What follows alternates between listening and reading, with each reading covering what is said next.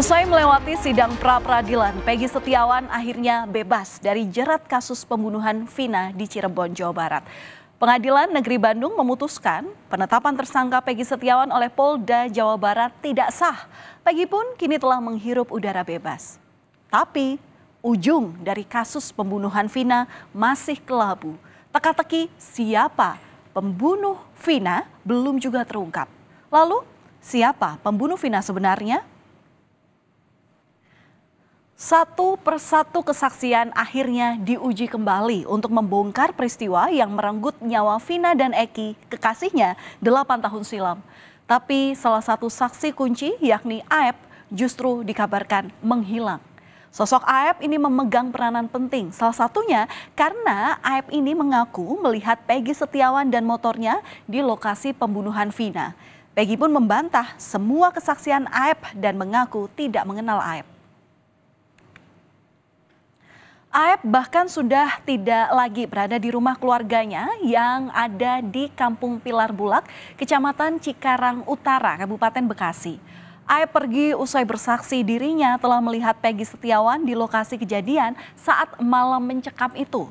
Pihak keluarga menyebut Aep memang kerap berpindah-pindah karena merantau untuk bekerja, sehingga tidak banyak yang diketahui soal keseharian Aep. Ya sehari-hari dibilang di sini, ya enggak, kadang-kadang ada, gitu, kadang-kadang ya di mana usahanya, gitu, kadang-kadang ya ada di sini paling sebulan, ntar sekali, gitu, di mana, banyak mah kalau ditanya sama dia di mana bingung, gitu. Berarti terakhir ini nggak dapat kabar Aep yang mana? Kondisi ini justru berbanding terbalik dengan 2 bulan sebelumnya saat kasus pembunuhan Vina mencuat kembali. Aep sesekali muncul ke publik meski kerap mengenakan masker.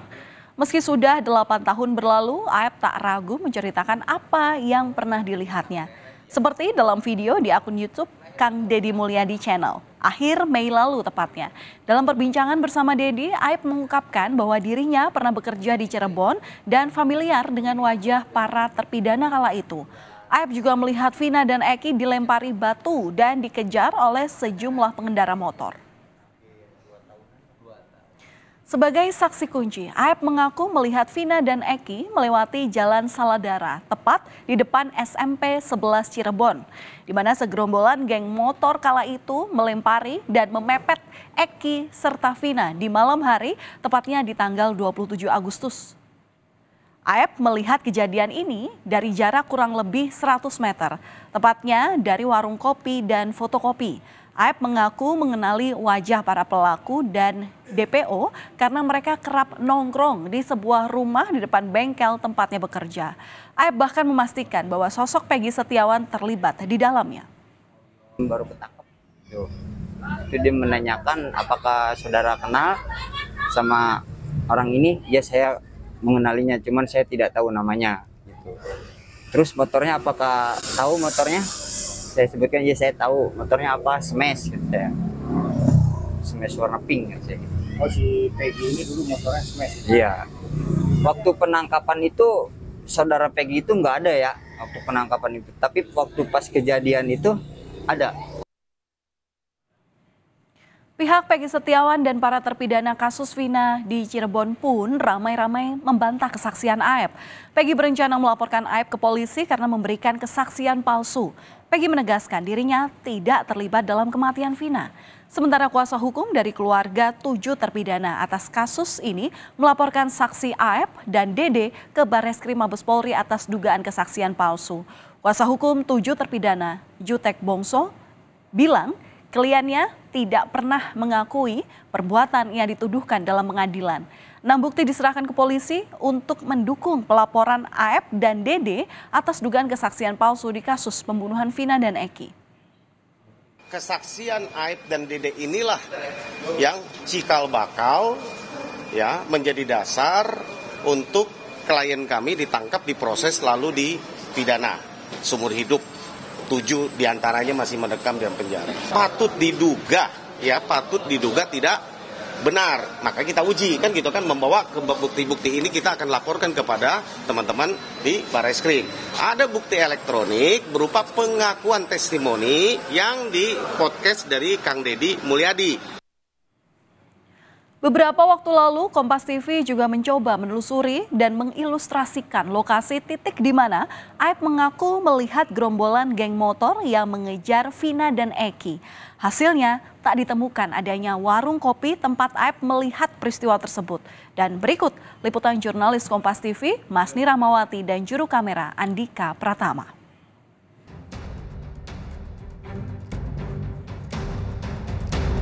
Pernyataan Aib yang mengaku melihat Vina dan Eki dikejar sekelompok orang dengan motor dari sebuah warung di dekat tempatnya bekerja menjadi awal penelusuran kami.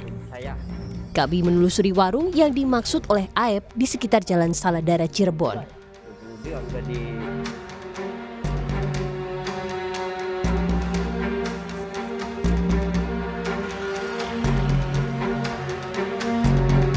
Melalui aplikasi Maps, kami membandingkan lokasi tersebut dengan keadaan di tahun 2015 hingga 2017. Dari penemuan kami, hanya ada warung fotokopi di samping tempat cuci mobil motor dan tak ditemukan warung kopi. Hal ini diperkuat dengan pernyataan pemilik warung di sekitar lokasi kesaksian Aib yang menyebutkan tak ada warung kopi yang berdekatan dengan warung fotokopi di tahun tersebut.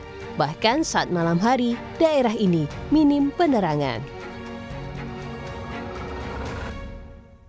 Kalau warung kopi di sini di mana? Paling dekat? Nggak ada. Ada juga di sana di dekat lampu merah itu yang punya Madura. Jauh. Jauh. Ada berapa meter ke sini? 200-300 meter? 200-an kalau nggak salah, dari sini lampu merah paling juga 200. 200 ya? Nggak jauh. Nah, kalau misalnya tuh kalau di sini warung-warungnya itu buka sampai jam berapa sih, Bu? Jam sore, nggak ada yang sampai malam. Untuk memastikan kesaksian Aib dan Deden, kami kembali melakukan penelusuran pada malam hari. Kita melihat ke sebelah sana, saudara. Kita lihat hanya ada satu penerangan, hanya ada satu lampu penerangan di sana.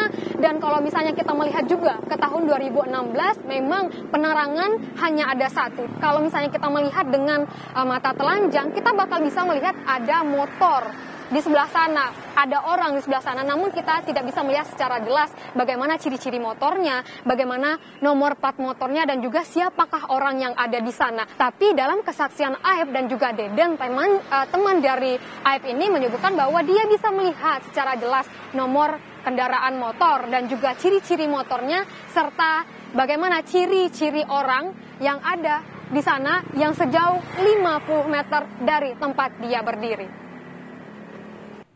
Benar atau tidaknya kesaksian Aib adalah persoalan serius. Karena dari Aib lah Rudiana menangkap para terpidana kasus pembunuhan Vina. Selain sebagai ayah korban Eki, Rudiana saat itu juga menjadi Kasat Narkoba Polres Cirebon. Dalam salinan berita acara pemeriksaan yang diduga milik saksi Rudiana, ia bersama dengan rekan-rekannya mengamankan 8 orang yang disebutnya sebagai pelaku pembunuhan di depan SMP Negeri 11 Kota Cirebon. Rudiana lalu membawa mereka ke Polres Cirebon Kota untuk diinterogasi. Mantan Kabar Eskrim Susno Duaji pun meragukan kesaksian Aib yang sangat berpengaruh terhadap pengusutan kasus Vina di tahun 2016. Nama Peggy keluar ini dari siapa?